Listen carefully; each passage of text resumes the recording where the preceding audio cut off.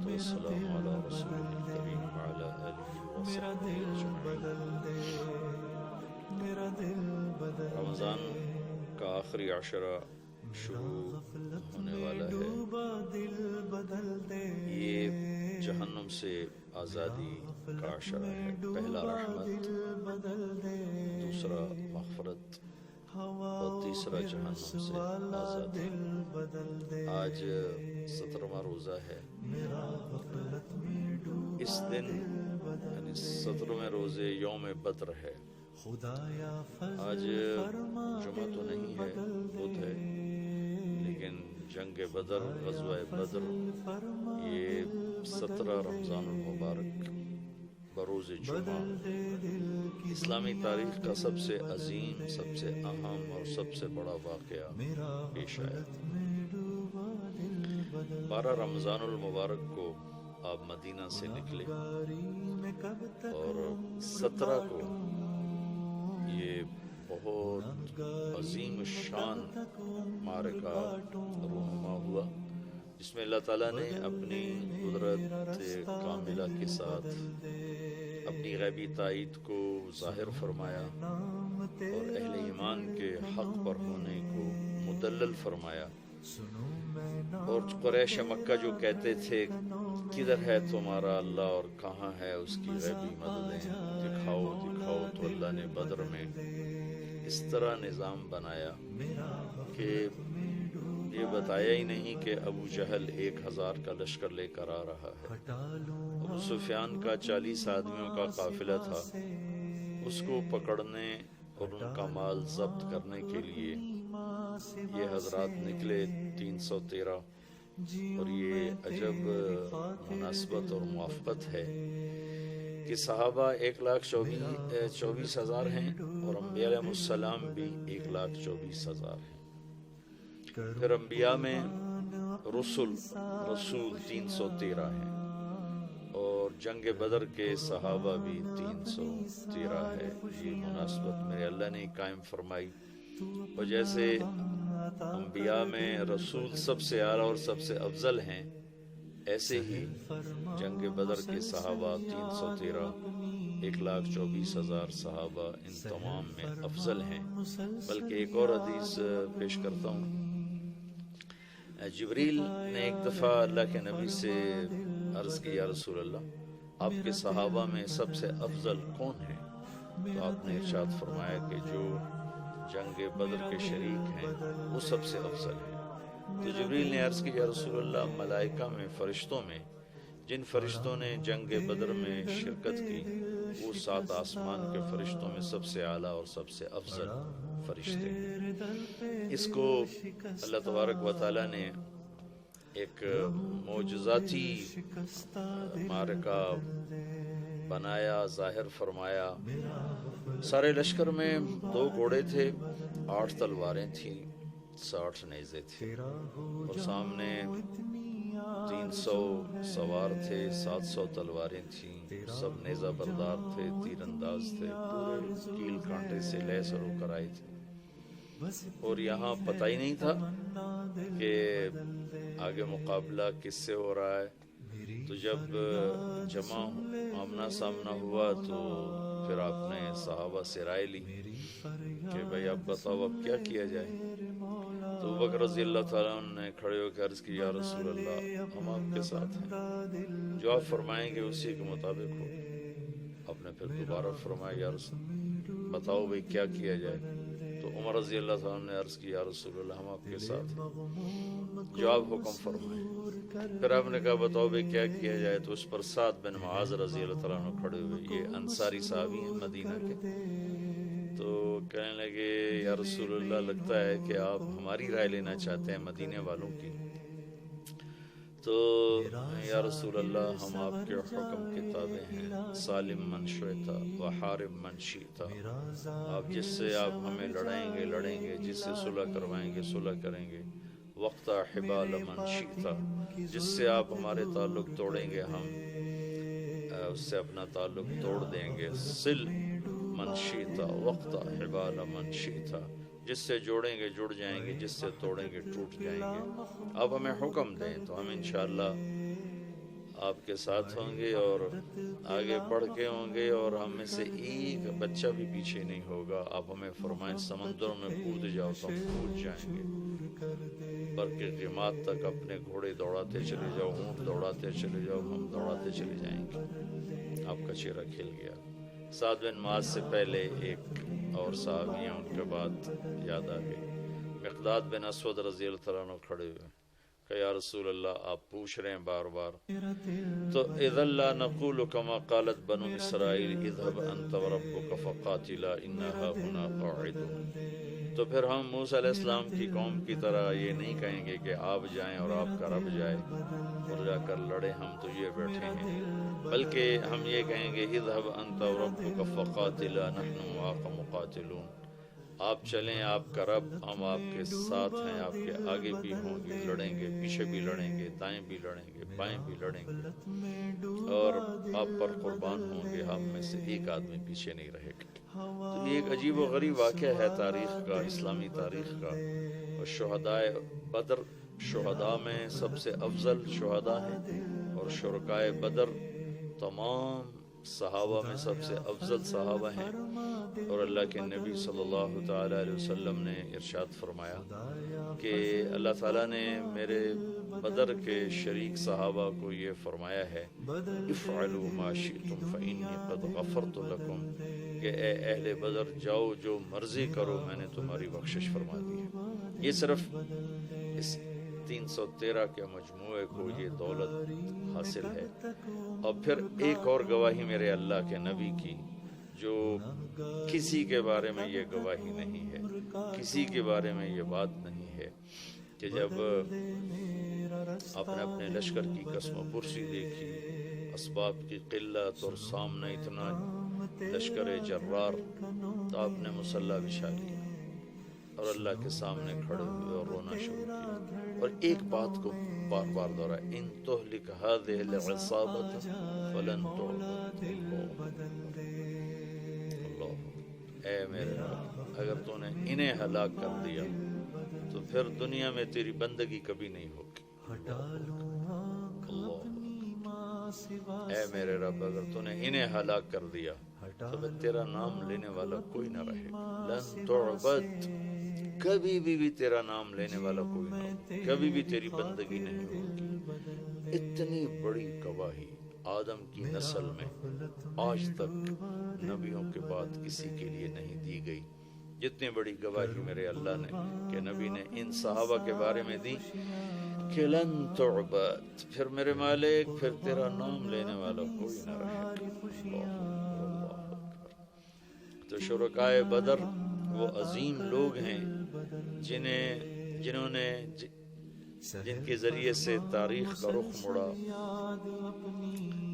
جن کو اللہ کی طرف سے سب سے اعلیٰ ہونے کی خوشخبری ملی، جو مرضی کریں بخشش کی خوشخبری ملی۔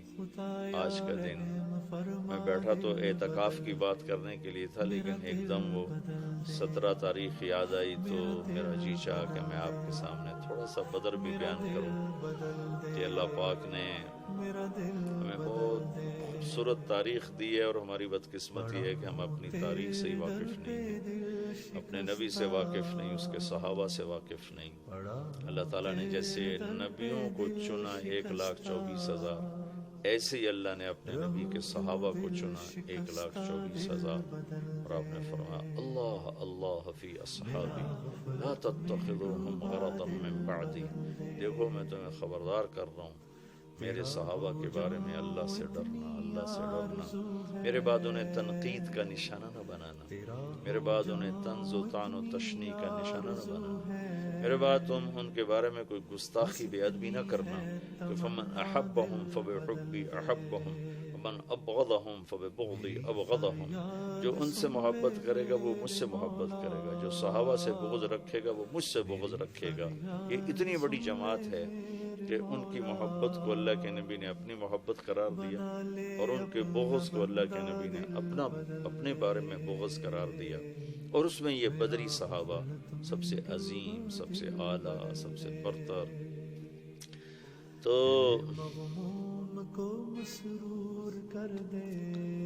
اللہ تعالیٰ نے اپنی قدرت کو دکھایا کہ 313 کے ذریعے سے 1000 کو شکست ہوئی۔ لشکر آمنے سامنے تھے اور اللہ کے نبی جھونپڑی میں، اب جس کو عریش کا، آج کل وہاں ایک مسجد ہے، مسجد عریش، بہت بڑی مسجد ہے، وہاں ایک جھونپڑا تھا جس میں اللہ کے نبی قیام فرماتے اور ابوبکر صدیق ننگی تلوار لے کر پہرا دے رہے تھے، اور اللہ کا نبی روتے جا رہے تھے، روتے جا رہے تھے، روتے جا رہے تھے، ساری رات رو رو کے گزاری، یہاں تک کہ صدیق اکبر نے آ کر آپ کو پکڑ لے کہ یا رسول اللہ بس کیجیے، اللہ کی مدد آ گئی، اللہ کی مدد آ گئی۔ تو میدان جنگ جب سجا ہے تو ایک ہوا کا بگولا اٹھا، تو علی رضی اللہ عنہ نے پوچھا یا رسول اللہ یہ ہوا کیسی ہے؟ کہ یہ جبریل 500 فرشتے لے کر اتر آیا ہے۔ پھر دوسرا بگولا اٹھا تو انہوں نے پوچھا یا رسول اللہ یہ کیا ہے؟ تو آپ نے فرمایا یہ میکائیل 500 فرشتے لے کر اتر آیا ہے۔ 1000 فرشتے اللہ تعالیٰ نے اتارے۔ اذ تستغیثون ربکم فاستجاب لکم انی ممدکم بألف من الملائکۃ مردفین، کہ جب تم تڑپ رہے تھے، مجھے پکار رہے تھے تو میں نے لبیک کہا، قریش 1000 تھے، میں نے 1000 فرشتے بھیج وما جعلہ اللہ الا بشرا ولتطمئن بہ قلوبکم وما النصر الا من عند اللہ ان اللہ عزیز حکیم، کہ یہ فرشتے جو میں نے اتارے ہیں مدد تو تمہارے اللہ کی ہے، یہ تو ہمارے حوصلہ افزائی کے لیے، تمہارا دل جمانے کے لیے اتارے ہیں، باقی اصل مدد تو اللہ کی ہے، اللہ کی مدد سے ہی فتح ہوتی ہے۔ یہ ملائکہ سب سے افضل ترین ملائکہ ہیں۔ اور پھر ایک اور یہاں ایک اہل بدر کی کرامت اور ان کی شرافت اور عزت ہے کہ پہلے بھی فرشتے اترے انبیاء کی مدد کے لیے، لیکن کبھی فرشتوں نے فزیکلی باقاعدہ تلوار نہیں اٹھائی، لڑائی نہیں لڑی، صرف آ کر روب پیدا کرنا اور خوف پیدا کرنا دشمن میں۔ لیکن یہ پہلی جنگ ہے جس میں فرشتے لڑنے کے لیے آ رہے ہیں، تلواریں اٹھا کے لا رہے ہیں۔ تو اللہ تعالیٰ ان کو، چونکہ ان کو لڑنے کا پتہ ہی نہیں تھا، تو اللہ تعالیٰ ان کو طریقہ بتا رہا ہے لڑائی لڑنے کا۔ فَاضْرِبُوا فَوْقَ الْأَعْنَاقِ وَاضْرِبُوا مِنْهُمْ كُلَّ بَنَانٍ، کہ اللہ تعالیٰ ملائکہ سے، فرشتوں سے کہہ رہا ہے کہ تمہاری تلوار کا وار ہونا چاہیے گردن پر، گردن سے خطا ہو تو انگلیاں کاٹ دو تاکہ ہاتھ بیکار ہو جائیں اور وہ آدمی بیکار ہو جائے۔ یا ان کو جنگ کا طریقہ بھی اللہ تعالیٰ سکھا رہے ہیں، سمجھا رہے ہیں اور بتا رہے ہیں۔ تو لشکر جب آمنے سامنے ہوئے تو عتبہ اور شیبہ اور ولید، عتبہ بن ربیعہ، شیبہ بن ربیعہ، ولید بن عتبہ، ولید اور عتبہ باپ بیٹا، شیبہ بھائی، 3 عرب سردار نکلے قریشی۔ تو اللہ کے نبی نے ان کے لیے روانہ فرمایا عبداللہ بن رواحہ، معاذ اور معوذ بن عفراء رضی اللہ تعالیٰ عنہ۔ تو بڑا اکڑا ہوا کفر تھا قریش کا۔ عتبہ کہنے لگا، جب یہ سامنے آئے تو عتبہ نے کہا کون ہو؟ کہا ہم مدینہ والے ہیں۔ تو عتبہ نے زور سے نعرہ لگایا کہ محمد اخرج الینا اکفاءنا، کہنے لگے تم شریف لوگ ہو، جاؤ، تمہاری ہماری کوئی لڑائی نہیں، ہمیں ہماری برادری سے لڑنے دو، ہماری قوم سے لڑنے دو۔ کہ محمد صلی اللہ علیہ وسلم اب ہماری قوم ہمارے مقابلے میں لاؤ۔ تو پھر آپ نے کہا حمزہ اٹھو اللہ رسول کے لیے، علی اٹھو اللہ رسول کے لیے، عبید اٹھو اللہ رسول کے لیے۔ عبید غیر معروف نام ہے، حمزہ اور علی مشہور ہیں۔ عبید آپ کے تایا حارث کے بیٹے ہیں، عبید بن حارث بن عبد المطلب۔ تو یہ تینوں آمنے سامنے ہوئے، تو چونکہ لوہے کی ٹوپیاں تھیں تو پھر عتبہ نے پوچھا کون ہو؟ آپ نے کہا میں ہوں حمزہ بن عبد المطلب۔ تم کون ہو؟ کہا عبید بن حارث۔ تم کون؟ کہا علی بن ابی طالب۔ کہنے لگا ہاں اکفاء کرام، اب ٹھیک ہو، اب ہمارے مقابلے کی ٹکر۔ تو عتبہ اور حمزہ رضی اللہ تعالیٰ عنہ، علی رضی اللہ تعالیٰ عنہ اور ولید اور عبید رضی اللہ تعالیٰ عنہ اور شیبہ، یہ 3 آپس میں آمنے سامنے۔ تو حمزہ رضی اللہ تعالیٰ عنہ تو پہلے وار میں ہی عتبہ کا کام تمام کر، علی رضی اللہ تعالیٰ عنہ نے 2-3 ٹکروں کے بعد ولید کا کام کر دیا۔ لیکن اس اثناء میں شیبہ نے عبید رضی اللہ عنہ کی ٹانگ کاٹ دی، وہ گر پڑے، تو ان دونوں حضرات نے آگے بڑھ کر اس کو قتل کیا، پھر ان کو اٹھا کر لائے تو اللہ کے نبی کے پاؤں پکڑ لیے اور چومنے لگے، یا رسول اللہ الست شہید، کیا میں شہید نہیں؟ ہمیں کہا بلا وانا علی ذالک شہید، بے شک تو شہید ہے اور میں تیرا گواہ ہوں قیامت کے دن بھی یہاں پر کہنے لگے یا رسول اللہ اگر آج ابو طالب زندہ ہوتے تو وہ جان لیتے کہ ان کے شعر کا حق میں نے ادا کر دیا ہے، وَنُسْلِمُهُ حَتَّى نَصْرَ حَوْلَهُ وَنَذْهَلَ عَنْ أَبْنَائِنَا وَالْحَلَائِلِ، یہ ان کا قصیدہ ہے، قصیدہ لامیہ۔ فَلَمَّا رَأَيْتُ الْقَوْمَ لَا بُدَّ فِيهِمْ، یہاں سے وہ شروع ہوتا ہے، 90 اشعار کا یہ قصیدہ ہے۔ كذبتم وبيت الله نبسا محمدا ولما نطاعن حوله نناضل ونسلمه حتى نسرى حوله ونذهل عن أبنائنا والحلائل، اسی کے اشعار ہیں، وَأَبْيَضَ يُسْتَسْقَى الْغَمَامُ وَوَجْهِهِ ثِمَالُ الْيَتَامَى عِصْمَةٌ لِلْأَرَامِلِ يَلُوذُ بِهِ اللَّهُ مِنْ آلِ حَاشِمٍ فَهُمْ عِنْدَهُ مِنْ نِعْمَةٍ وَفَضَائِلِ۔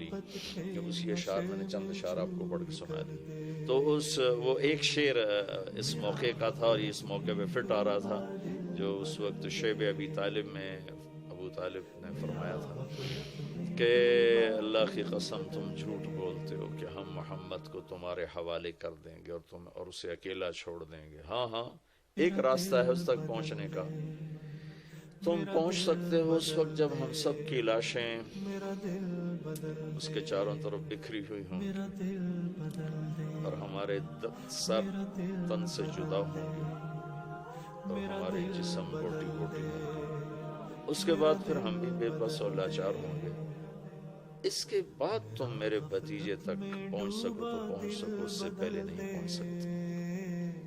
تو حضرت عبید نے عرض کی یا رسول اللہ آج اس شعر کا میں زیادہ حقدار ہوں، آپ نے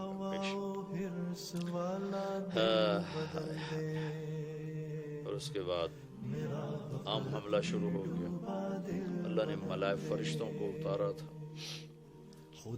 تھوڑی دیر میں 70 ان کے قتل ہوئے، باقی بھاگے، 70 گرفتار ہوئے۔ عباس رضی اللہ تعالیٰ عنہ اتنے بڑے قد کے تھے کہ جب وہ گھوڑے پر بیٹھتے تھے تو پاؤں زمین پہ لگتے تھے، اتنا لمبا قد۔ ان کو ایک مدینے کے انصاری صحابی ابو الیسر رضی اللہ عنہ وہ گرفتار کر کے لا رہے، ان کے ہاتھ بند، اب ان کا چھوٹا سا قد، تو عباس رضی اللہ عنہ اتنے شرمندہ، جب آئے نا تو کہنے لگے بھتیجے اس نے مجھے نہیں پکڑا، وہ کوئی اور مخلوق تھی زمین آسمان کے درمیان معلق جس نے میرے ہاتھ باندھے۔ ابو الیسر کہنے لگے نہیں یا رسول اللہ یہ غلط کہہ رہا ہے، میں نے پکڑا ہے۔ تو ہم نے کہا اسکت فقط ایدک اللہ بملک کریم، چپ کر، اللہ نے فرشتے کے ذریعے سے تیری مدد کی۔ اس طرح ملائکہ کے اترنے پر اللہ تعالیٰ نے یہ قیامت تک کے لیے واضح کر دیا کہ جو تم اللہ اس کے رسول کے پورے فرما بردار ہوگے تو بغیر اسباب کے بھی اللہ تمہارے ساتھ ہوگا۔ اب ایٹمی طاقت بن کے بھی دیکھ لیا ہے، ذلت اور رسوائی کے سوا کچھ بھی نہیں ملا، کہ عمل، کردار، اخلاق، حیا، دیانت، امانت، صداقت، ہر شے کے جنازے اٹھ گئے، درندگی، آوارگی، فحاشی، بے حیائی، بددیانتی، ظلم و ستم، جھوٹ، یہ ڈیرے ڈال لیے تو ایٹمی طاقت یہاں کیا کرے گی؟ عزت اور ذلت آسمان سے آتی ہے، ایٹم بنانے سے نہیں آتی۔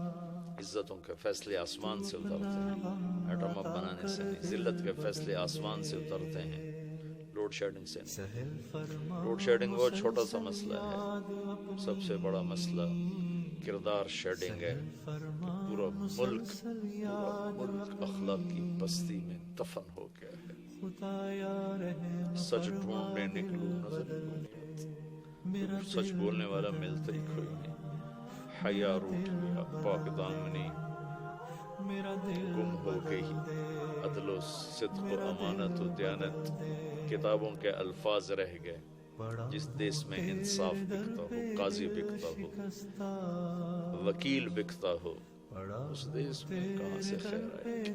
جہاں مریض کو doctor as a customer deal کرتا ہو، کسٹمر آ گیا۔ خیر میں دکھ درد میں کہیں اور چلا گیا، میں تو آپ کو بدر سنا رہا تھا۔ عبید رضی اللہ تعالیٰ عنہ کا 3 دن کے بعد انتقال ہوا، پھر ان کو آگے جا کر ایک جگہ دفن کیا گیا۔ سن 2000 میں ایک عرب دوست کو لے کر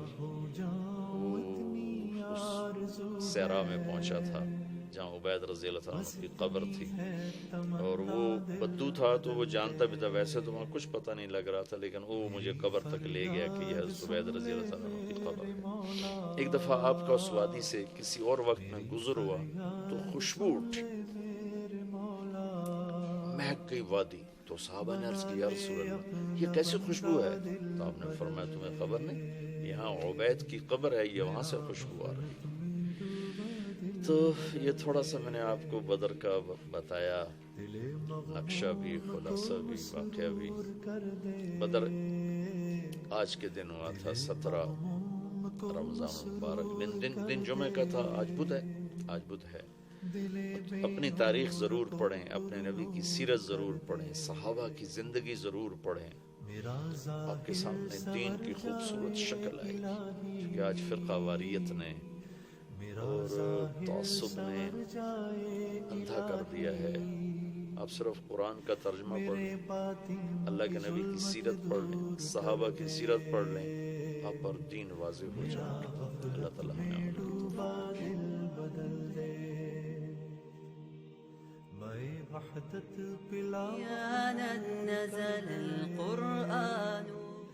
السلام علیکم ورحمۃ اللہ وبرکاتہ۔ الحمد للہ رب العالمین، والصلاة والسلام علی رسولہ الکریم وعلی آلہ وصحبہ اجمعین۔